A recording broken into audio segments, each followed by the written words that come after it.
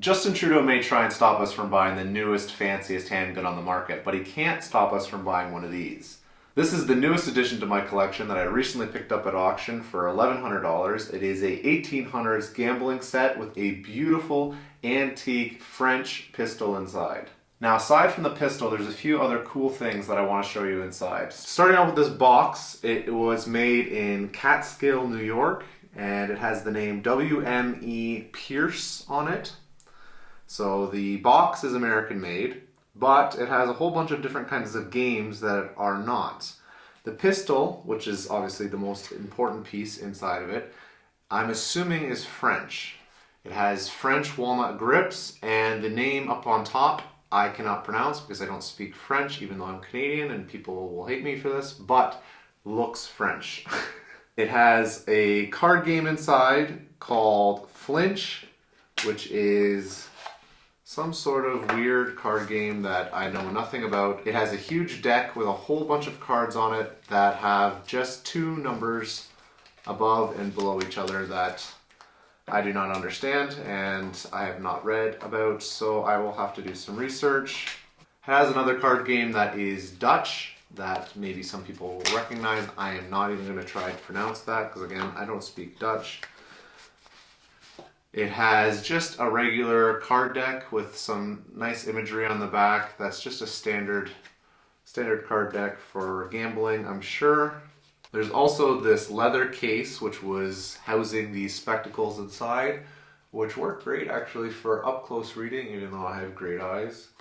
And they're just one of those funky little pieces that, you know, kind of make you chuckle that they used back in the day. It also has this leather-backed book that has absolutely nothing inside of it, so it's not legible and completely useless, but it looks old and it looks cool.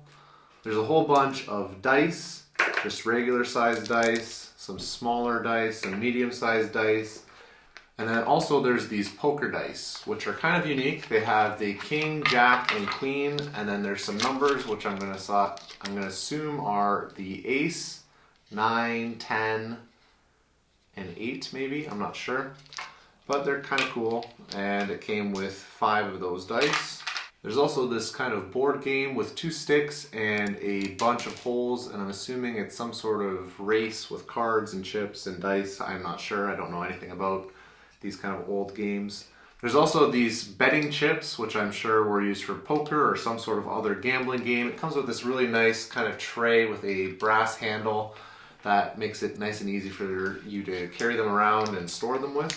And then there's this round container with lead balls stored inside, which unfortunately are not meant for this pistol, but hopefully I can use them in some other pistol in the future. And then on the other side, there's this little round container that has the primer stored inside, which are really unique. Unfortunately, these do not fit this pistol as well, but I have another pistol that just came in and they do fit. So I do hope to shoot this pistol eventually. I just don't have the right lead balls and primers to shoot it currently.